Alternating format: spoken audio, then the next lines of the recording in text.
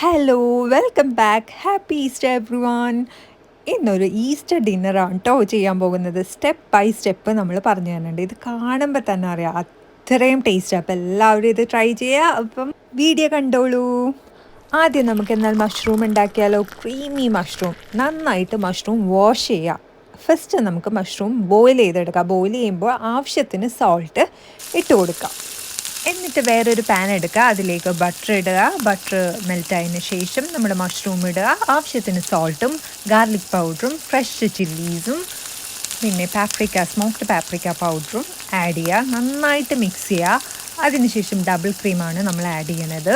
പിന്നെ സിംഗിൾ ക്രീമും നമ്മൾ ആഡ് ചെയ്ത് കൊടുക്കുന്നുണ്ട്. എന്നിട്ട് എല്ലാം കൂടി നന്നായിട്ട് മിക്സ് ആയതിനു ശേഷം ഇവിടെ ചീസ് ഉപയോഗിക്കുന്നത് ഇറ്റാലിയൻ ചീസ് ഏതാണെന്ന് വെച്ചാൽ നിങ്ങൾ ഉപയോഗിക്കുക. അപ്പം അത്രയേ ഉള്ളൂ, നമ്മുടെ മഷ്റൂം റെഡിയായി.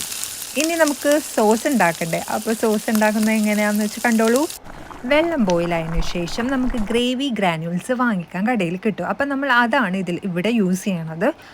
ഗ്രേവി ഗ്രാനുവൽസ് നമ്മൾ ആ ബോയിലിംഗ് വാട്ടറിലേക്ക് ഒഴിക്കുന്നുണ്ട്. അത് നന്നായിട്ട് മിക്സ് ചെയ്ത് ഇങ്ങനെ കൊടുത്തുകൊണ്ടിരിക്കാം. എന്നിട്ട് നിങ്ങൾക്ക് ആവശ്യത്തിന് സോൾട്ടും കൂടി ആഡ് ചെയ്ത് കൊടുക്കാം. പിന്നെ അല്ലാതെയും നമുക്ക് ഗ്രേവി പ്രിപ്പയർ ചെയ്യാൻ പറ്റുന്നതാണ്. അത് നമ്മൾ വേറൊരു വീഡിയോയിൽ ചെയ്ത് കാണിക്കാം കേട്ടോ.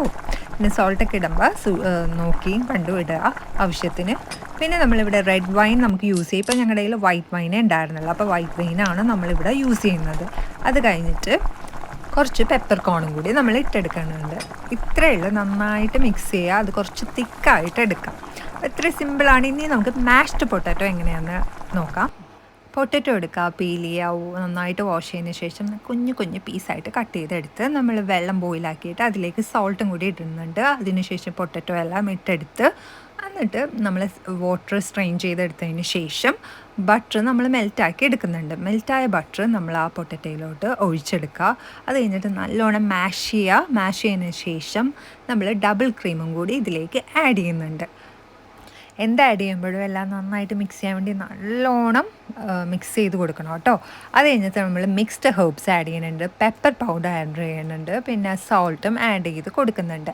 അപ്പം സംഭവം റെഡിയായി. വേണമെങ്കിൽ നിങ്ങൾക്ക് ഗാർലിക് പൗഡറും ഗ്രേറ്റഡ് ചീസും ഒക്കെ ആഡ് ചെയ്ത് കൊടുക്കാം എക്സ്ട്രാ ഫ്ലേവറിന് വേണ്ടി. അപ്പോൾ അത് സംഭവം റെഡിയായി. ഇനി നമുക്ക് വെജിറ്റബിൾസ് സോട്ട് ചെയ്തെടുക്കാം. അതിന് വെജിറ്റബിൾസ് ക്ലീൻ ചെയ്ത് ബോയിൽ ചെയ്യുക.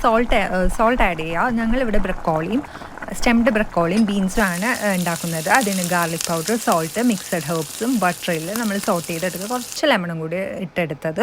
അപ്പോൾ ഇത്രയേ ഉള്ളൂ. പിന്നെ ബീഫ് സ്റ്റേക്കിൻ്റെ റെസിപ്പി ഓൾറെഡി ഞാൻ പ്ലേലിസ്റ്റിൽ നേരത്തെ ഷോർട്സ് ചെയ്തിട്ടുണ്ട്. അപ്പോൾ പ്ലേലിസ്റ്റ് നിങ്ങൾ ചെക്കൗട്ട് ചെയ്താൽ മതി. പ്ലേലിസ്റ്റിൽ കുക്കിംഗ് വ്ളോഗ് അങ്ങനെ സെപ്പറേറ്റ് ആയിട്ട് ഞാൻ പ്ലേലിസ്റ്റ് ചെയ്ത് വെച്ചിട്ടുണ്ട്. അപ്പോൾ പോയി കുക്കിംഗ് വ്ളോഗ് നോക്കുക. അപ്പോൾ ഇത്രയേ ഉള്ളൂ. ബൈ.